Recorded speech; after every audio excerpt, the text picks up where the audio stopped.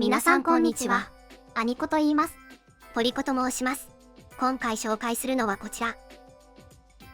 性犯罪者のトランス女性を女性刑務所に入れるよう勧告を出した判事が公聴会で追い詰められていたことについて軽く取り上げていきます。生物学的男性なんだから男性刑務所に入れるべきじゃないのかな。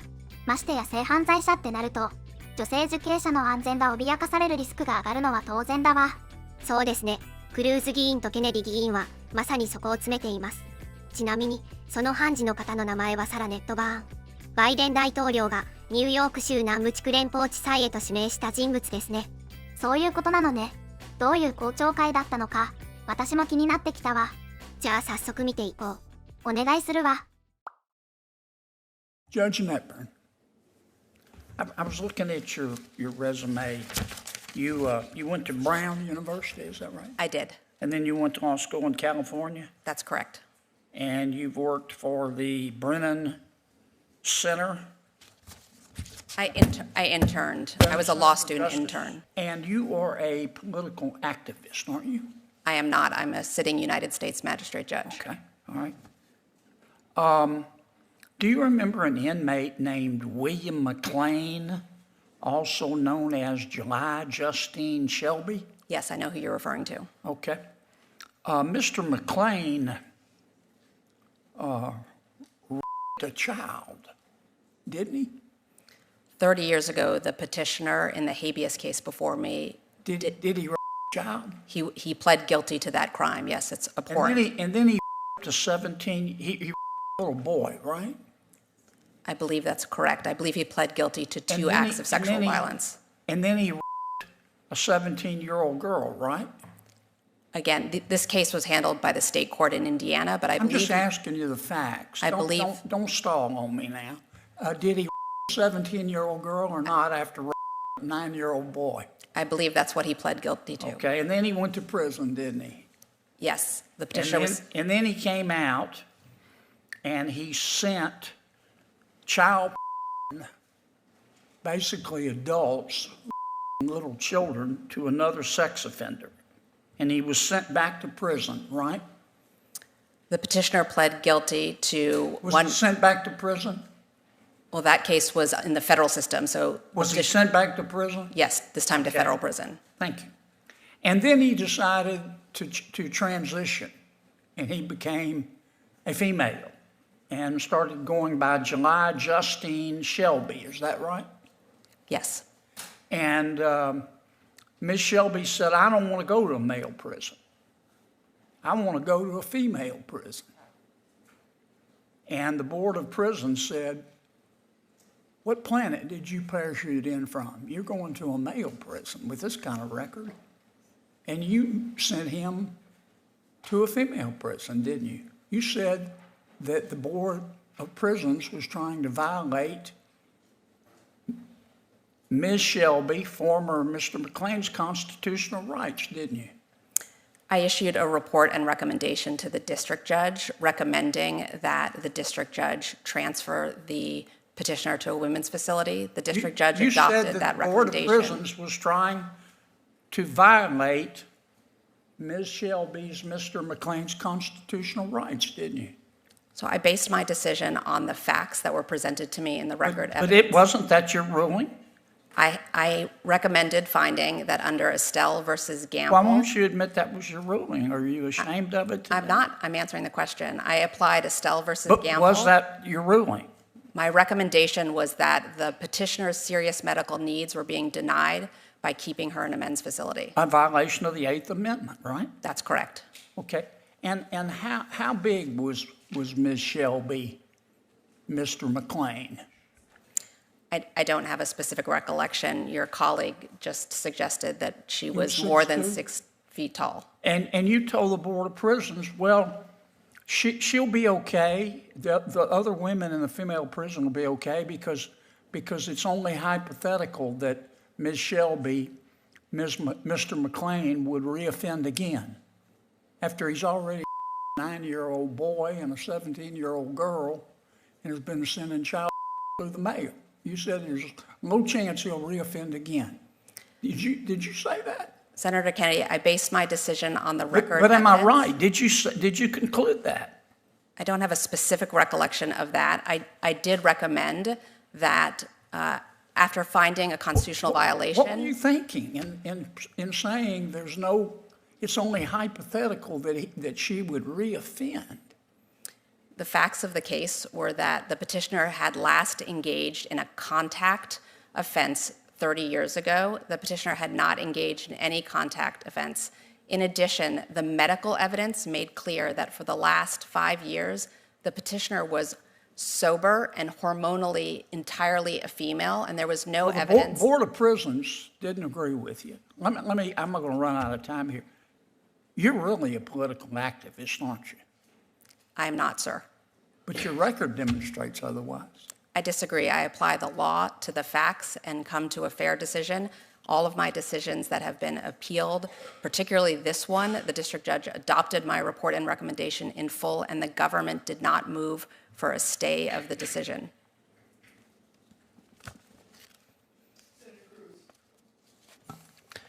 Well, Judge Netburn, I'm going to continue on this line of questioning. In your court, what matters more, the rights of individuals or your political ideology? I apply the law to the facts. I asked a question, which matters more? Well, my political ideology doesn't matter at all. Okay, so I don't believe you. And I think this case demonstrates that you are willing to subjugate the rights of individuals to satisfy your political ideology. This case involves a male defendant, a 9-year-old boy. Was he guilty of that? Yes, the petitioner pled guilty to that. Okay, so he a 9-year-old boy. He also a 17-year-old girl. Was he guilty of that? He pled guilty. The petitioner pled guilty to that crime as well. So was he guilty? I hope so, because she pled guilty to it. He was a he when he did this. That's correct. And also criminal deviant conduct, which the record doesn't disclose what that was exactly. Then, after serving in prison, Mr. McClain was released for parole, but then violated the terms of parole by having internet and was sent back to prison. 1 year after being released again, he was convicted of having child pornography. Is that correct? I'm unclear on exactly the time frame that you're at, but the petitioner was convicted of distributing child Pornography that was images of adults violently children. abhorrent conduct. Okay. For which there are real victims. And this individual, 6'2", biologically a man. A minute ago, you said that when this man decided that he was a she, you said this individual was, quote, I wrote it down, sober and entirely a female. That phrase struck me as remarkable. Did this individual have male genitalia? I think what I said, or at least what that is a verbatim quote, entirely a female. Sorry, what I meant to say was hormonally a female. Okay, but that's not entirely. Did this individual have male genitalia? Yes. So you took a 6'2" serial child with male genitalia, and he said, you know, I'd like to be in a women's prison. And your answer was, that sounds great to me. Let me ask you something. The other women in that prison, do they have any rights? Is that a question you're yes, asking me? The other women in that prison, do they have any rights? Of course. Do they have the right not to have a 6'2" man who is a repeat serial put in as their cellmate? Senator Cruz, I considered the facts presented to me, and I reached a decision I asked based you a on what question. the law I asked is. you a question. Do they have a right not to have a 6'2" man who is a serial put in as their cellmate? Do those women have a right to that? Every person who's incarcerated has the right to be safe in their space. But you didn't think so. You didn't think so. And in fact, I'm going to give some quotes from your order because Senator Kennedy is right. This is not a judge's order. This is a political activist. By the way, the beginning of your order says, at birth, people are typically assigned a gender. I got to say that would astonish a lot of Americans. A lot of Americans think you go to the hospital, a baby is born, and congratulations, you have a little boy, a little girl. The assigned to gender, I know you went to Brown, but it sounds like it's in a college faculty lounge with no bearing on reality. The Bureau of Prison argued what I'm saying right now, that if you put this person in a female prison, there will be a risk of sexual assault to the women. And you know what you did? You said you didn't care about the women. I'm going to quote what you wrote. You wrote, quote, "The Bureau of Prisons claim penological interest in protecting female prisoners from sexual violence and trauma. This interest is legitimate," that's kind of you to say, "but there are no signs that petitioner is at risk of reoffending. The record is devoid of evidence of incidents of violence or assault during petitioner's incarceration when she was the perpetrator, only the victim. A theoretical risk of sexual assault by the prisoner without more cannot support the BOP's position. No evidence, theoretical." Have you dealt, in what universe is someone who is a serial repeat child not at a risk of reoffending? Senator, as I do in every case. Okay, I know you've been told to repeat the line, "I follow the law." I asked a question. In what universe is someone who is a serial repeat child not at risk of reoffending? Sir, I looked at the facts that were before me in this case. All of the evidence, including the statements of every warden who had supervised this petitioner. You also wrote, "The BOP also posits that permitting petitioner to live among women will be traumatizing and possibly dangerous to them. This concern is overblown." I have to say, if I were the father of one of those women, and you decided that my daughter's cellmate was going to be a 6'2" man who over and over and over again committed violent sexual assault, I would say the entire justice system is absurd, and it is clear on your record your political ideology matters a heck of a lot more than the rights of those women that you endangered. I think you're a radical, and I think you have no business being a judge. Judge Netburn, there was an opportunity during your exchange with Senator Cruz that you were attempting to offer a response relative to the conditions under which this petitioner was unsafe in the facilities in which she was being held. I'd like to offer you the opportunity to finish that response. So the facts that were presented to me and what I relied on to make my decision were that the petitioner had engaged in no violence, no physical violence, no acts of sexual violence whatsoever while in custody. All three wardens who supervised the petitioner requested that she be transferred to a women's facility because of her serious medical needs. In addition, the Bureau of Prisons' longtime medical provider testified at a 2-day hearing in my courtroom and recommended that the petitioner be transferred because of her serious medical needs.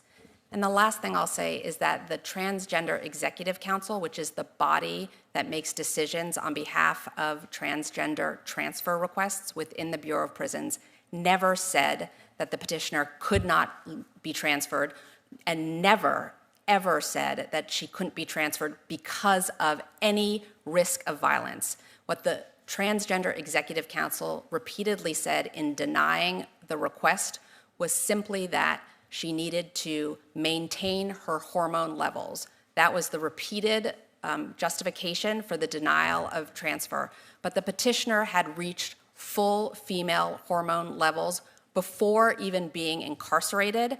At the time, the district judge in Indiana who sentenced the petitioner requested that she be placed in a women's facility. Her hormones were entirely female at that point, and so the decision by the Transgender Executive Council to deny the transfer request based on this idea that it was only because her hormones needed to be consistent and stabilized, I found was a pretext, but they never once said she cannot be transferred because of violence. It was always based on this idea that her hormones had to be transferred. She just directly contradicted her own report. I'm just going to read her own words. I just said because fair, it's Madam exactly Chair. the opposite of what she said. Can You you has an give us a obligation to chance to explain cross-examine? why she directly contradicted what she wrote in her report. She says in her report the Bureau of Prisons' claimed penological interest is in protecting female prisoners from sexual violence and trauma. She just told you the Bureau of Prisons didn't say there was a concern about sexual violence and trauma. Those are directly contradictory, and why are you contradicting what you wrote in your report? Are you going to let her answer that question, or you don't want her to answer that question? なるほど。なかなか荒れた公聴会だったようね。正直今回に関してはいつも主張している通りですが、法律や制度、公共施設においては生物学的性別を基準として判断するべきとしか言いようがないですね。別に同性自認しようが、同性別移行しようが、個人の勝手ではあるんだけどね。そうですね。しかし、女性の権利が脅かされていい道理など一つもありません。ましてや子供に手を出してるクズ相手にね。でもこんな常軌を逸した事態に、毅然と立ち向かえる議員がいるのは頼もしいものだわ。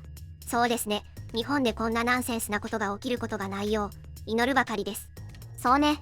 ところで、現地ではどんな反応があったのかしら。じゃあ見てみよう。おぞましいね。この判事は、その女性と一緒に投獄されるべきだよ。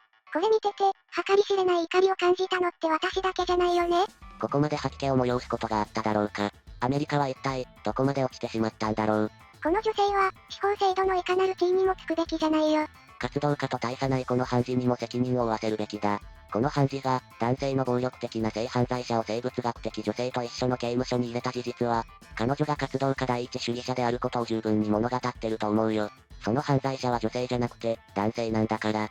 男性を彼女って呼び続けてる時点で、この判事は失格だよ。こんな非常識な人間には、小槌を持ってほしくないね。私は全ての事実を鑑みた上で、なお、自分が女性の刑務所に入れた犯罪者が男性だという事実は無視する模様。大卒のリベラル女性がこれほどまでに落ちぶれるとは、30年前には想像もできなかったな。彼女はもはや、法に携わるべきじゃないだろう。彼女の判断は犯罪レベルで欠陥があるじゃないか。というかむしろ、共犯者として起訴されるべきだよ。活動家が判事になれるなんてね。判事は活動家と違って、公平で偏ってない人がなるべき存在なのに、異常なピエロの世界だと言わざるを得ないよ。確かにネットバーン氏はずっと、被告のことを彼女って呼んでたわね。そうですね。政治活動家というケネディ議員の指摘は非常に的を置いていたのだと、私も思います。さて、では失礼するとしようか。わかったわ。皆さんは今回の件、どう感じましたでしょうか？よかったらコメントで聞かせてくださいね。気が向いたら、チャンネル登録もしていただければ嬉しいです。では、ご視聴ありがとうございました。